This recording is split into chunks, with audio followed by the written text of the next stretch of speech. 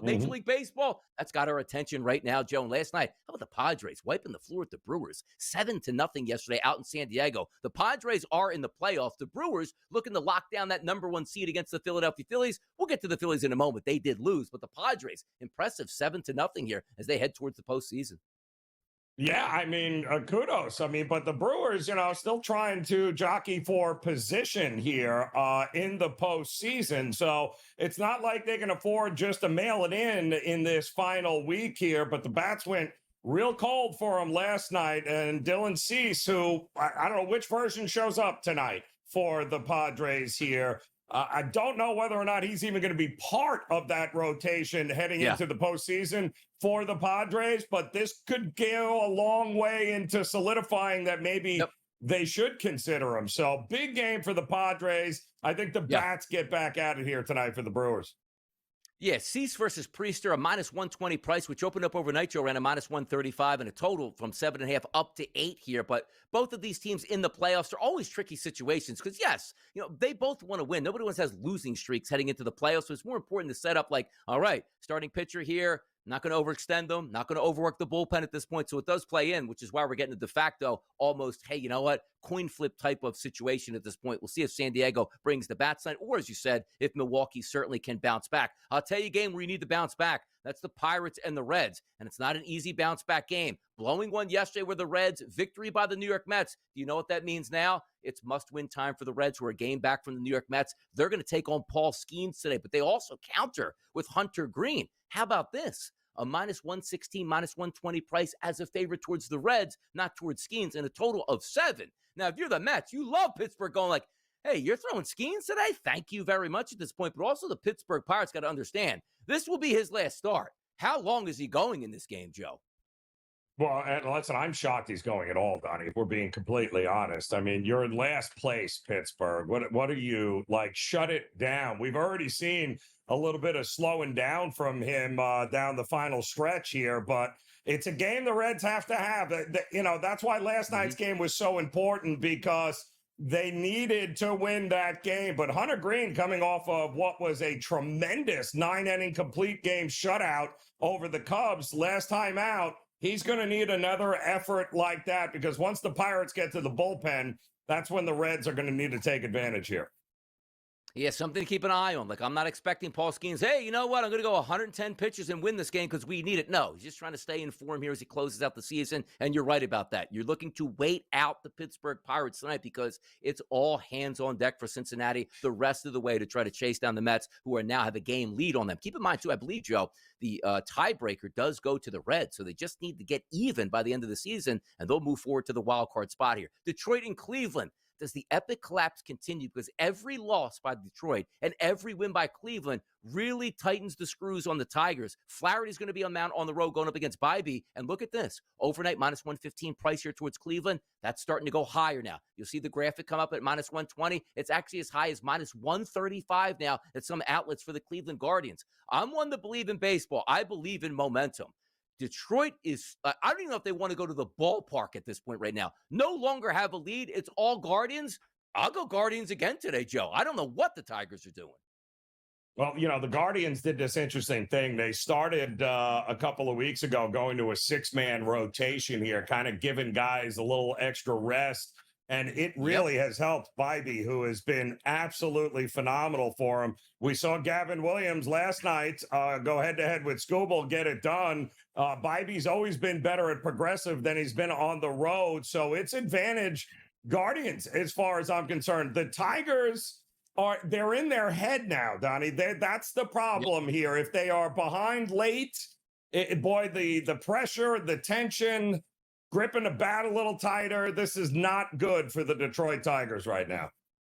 No, it's certainly not. That's one to watch. It's unbelievable, Joe. We've gotten to this point here with those two ball clubs where it should have been dead. And it wasn't just like, Joe, well, hey, credit Cleveland. They picked up 2 starting pitchers, 2 bats, and 2 bullpen arms to try to close the Tigers, and it worked out perfectly. Like, no, Cleveland was left for dead at the trade deadline, trading away pieces and suspending players, and now they're in the driver's seat, de facto, to win this. Chicago White Sox and the New York Yankees. Max Fried has been their best pitcher all season long, Joe. How about this price point, people?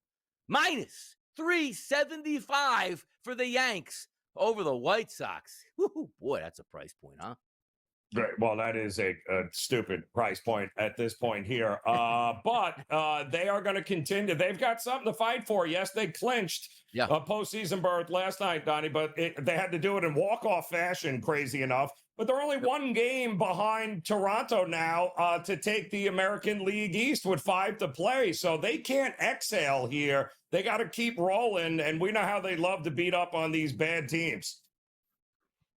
By the way, they do have to keep rolling, but I got to tell you, Max Scherzer, he's out of gas right now in a monster start tonight, which after the break, we are going to go over and handicap this one. Crochet Scherzer, favorites Boston. I agree. We'll see if Joe Ranieri agrees. More Major League Baseball handicaps up next. Right back at it to Major League Baseball. We were teeing up that game between the Boston Red Sox and Toronto Blue Jays, coming down the stretch, no doubt about it. And usually you'd hear to yourself, Joe, and say, awesome, whew. Max Scherzer's on the mound. We should have a good one tonight. Max Scherzer's not even the favorite tonight. This line opened up overnight, Joe, at almost a minus 150 price towards Boston. Crochet's the better pitcher than Max Scherzer. The total's listed at 7.5. I really like the Boston Red Sox in this game. They're favored for a reason, and I'll take them tonight. Yeah, well, it's kind of hard not to, right? I mean, that's their guy. Yeah. They win almost all his starts, or at least have over time. And you're right. I mean, Scherzer's been throwing batting practice now over the last couple of starts.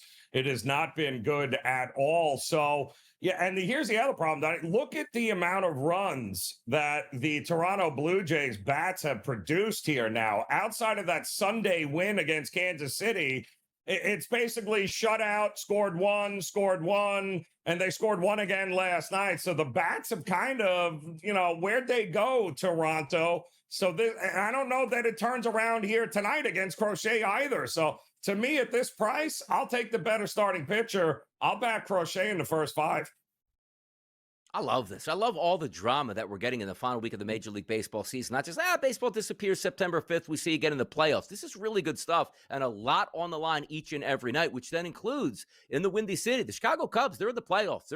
They're fat and happy right now, enjoying themselves as Boyd will be on the mound. Tong's going to go for the Mets in a must-win situation, and the Mets aren't even favored tonight. But understand this from yesterday. The Mets were staring dead aim at a game that they had no business coming back to win, and they won. Do they get that sort of wind in their sails tonight with Tong on the mound and a total that's listed at 7, which I know, Joe, I don't have to check the weather reports. I know where the wind is blowing tonight.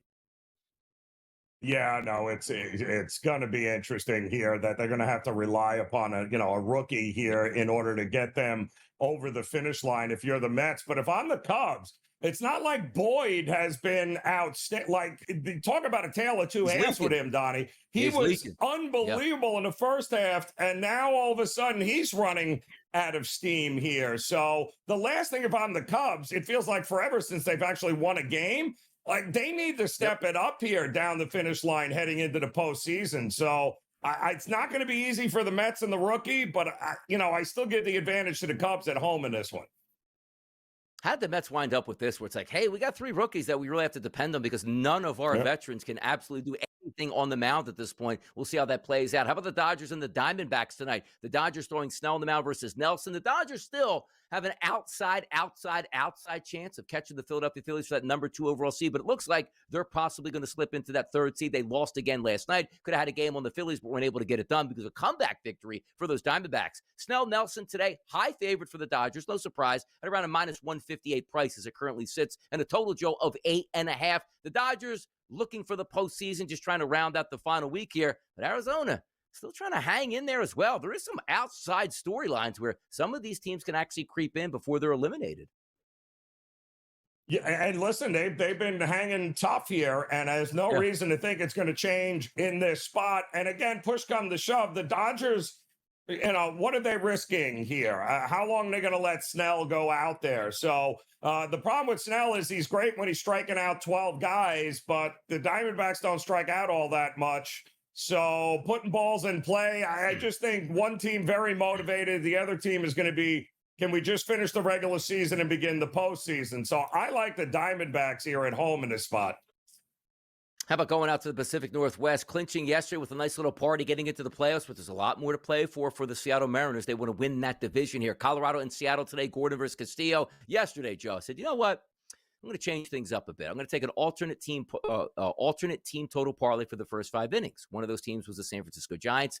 Easily hit Palante yesterday. I knew that was going to happen. But secondarily, it was like, all right, Seattle's going up against a tomato can here. I should be able to get two runs over the first 5 innings. And if I would have told you, Joe, that, by the way, I'm going to let you in, there's going to be at least one Mariners home run in those first 5 innings. Awesome. I won that bet. No, I didn't. Seattle scored 1 run. It was a solo shot in the 5th inning. And a kid that hadn't had more than like 4 or 5 strikeouts in his starts had 10 in the first 5 innings yesterday. Heavy favorite for Seattle today, 7.5 total. I'm still mad at the Mariners today, Joe. I'm still mad. Yeah. And again, how much partying was going on last night? Are they $3 favorite in this spot? Yep. And the wheels have fallen off of Houston. I don't know. Colorado at that price might be worth a look. Might be worth a look. Oh, come on, man. Like a solo home run. I couldn't get 2 runs in the first 5 innings. That's just the way it is sometimes in Major League Baseball. Looks like we made it. Hey, crossing your fingers, maybe work. Hey, don't jinx us here. Got a couple more minutes left to go. But it's Donnie Wright said it's Joe Ranieri. It's a Hump Day Wednesday on the SportsGrid Network. And you know what, Joe? This is the time we like to reach out to the public to see what they're feeling on a question that we asked this morning on our Fade the Public poll.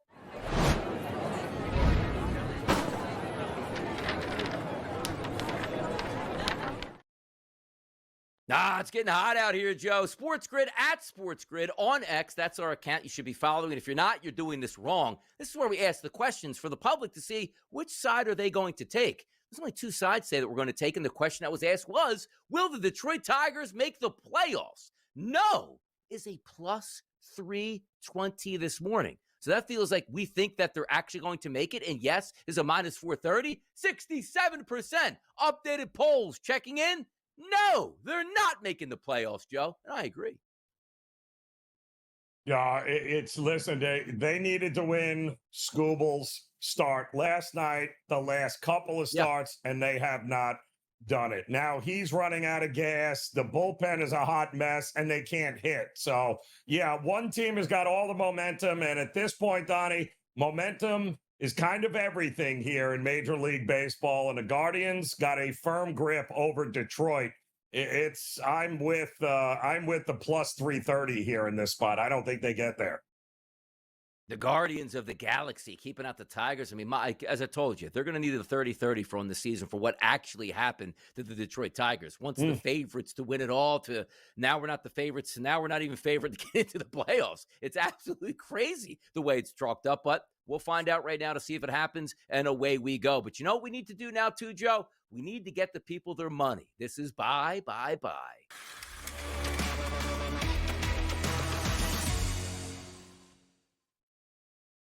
I think the stars are aligning right now, Joe. I think we're going to the same place today in a certain area. Talk to me about your wager tonight for the people to make some money on.